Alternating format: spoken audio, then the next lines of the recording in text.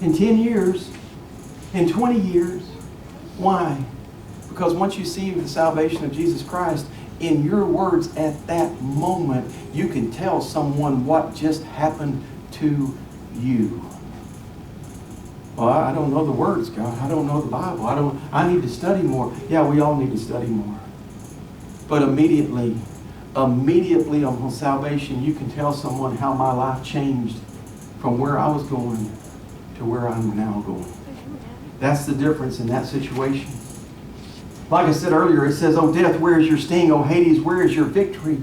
There is no death in Jesus Christ, so there is no fear because there is no punishment. There's only going forward. There's only blessings. It doesn't matter how bad your giant is. God will take care of it. Ananias may have said, "You don't understand, God. Look how bad Saul is. He's bad man." And God said, "Go."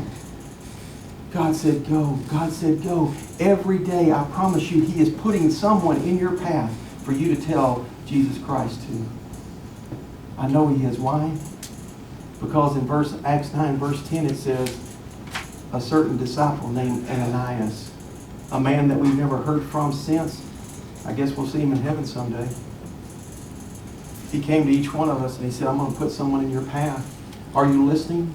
Are you hearing? Are you believing? Do you know?" You have to make yourself available. You want the blessings of God. As I said earlier, fear is a liar. That song we were going to sing earlier said, "Fear is a liar. He will take your breath, stop you in your steps. Fear is a liar. He will rob your rest, steal your happiness, cast your fears into the fire." This morning I would ask you to cast your fears at the feet of Jesus Christ. As dear Miss Jackie said, I had to come to reality that my anxiety was a sin. That's what the devil wants. I've told you this before. All he needs is probable cause, a doubt of reasonability. That's all he needs to keep you from being active as a child of Christ. Just something to drive a wedge. I don't like the way they treated me. I don't like the way this happened. I don't like this. But the question is, what is your relationship with Christ at that point? What is your relationship with Christ? Why would you let someone else deprive you of the blessings that He has for you? Oh my. I sent out another text this week. It had a picture of Gomer Pyle on there going, "Surprise, surprise, surprise."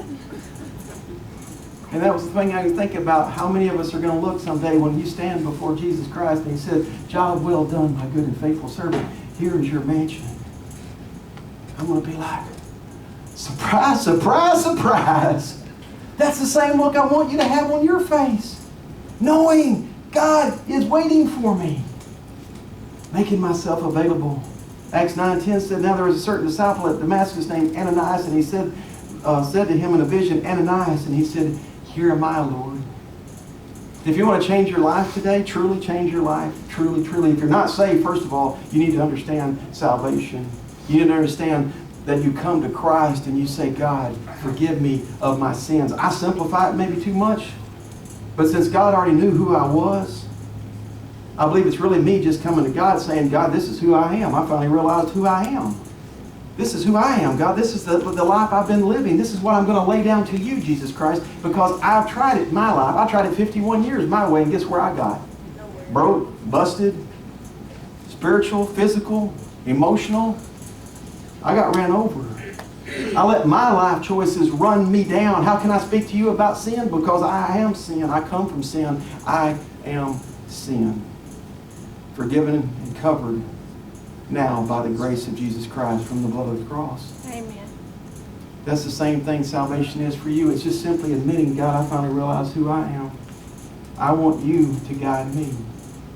In that, then there's the power of Christ that He gives you when you say, "Here I am." If you want to change your Christian life today, use those words. Don't use the other words, "God, I don't have time for this," because I promise you, God already knows. God already knows. He already knows how busy that we are. But I promise you, when you start saying, "Here I am," He will change who you are in Him. I promise. In closing this morning, I would just say this. Fear is a very crippling emotion. Again, whether that fear be real Like Miss Jackie said, will the end of time come? Will the end of time come? Is Jesus coming home? Will all the world, what is the worst thing that could happen? He could come home today? Yeah. And we could go home today. So where is the fear? That we're going to run out of food? We're going to run out of, I don't know, medicine? We're going to run out of what? That life could get more complicated? It's pretty complicated right now. Could get more crazy? What is the fear that we're holding on to? That someday this body's going to fall apart, and an arm's going to fall off, and a leg's going to fall off, and a toe's going to fall off. And yeah, pretty much. If I stick around long enough, something's going to fall off. I think I've already lost a few parts. I don't know where they're at. It's like a copy machine. There's a bright light comes out, but there's no toner. It's going to happen, folks. The question is, what are you going to do with it today? God called to Ananias. God calls to you. I promise you, He speaks to every one of you. I promise you. Please don't turn Him down. Please.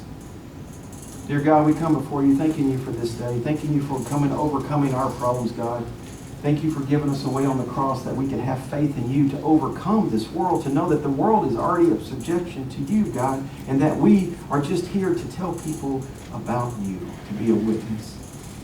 Thank you so much for what you allow us, God. Now, please, God, if there are hearts here this morning that need to be changed, either spoken or unspoken, publicly or privately, God, I ask for you to deal with those hearts. I ask for you to burn into those hearts, to not relinquish your call to them, God, until they answer back to you. I pray this for them, God, for their sake, so that they can understand the blessings that you have for them. In Jesus' holy name, I pray. Amen. Amen.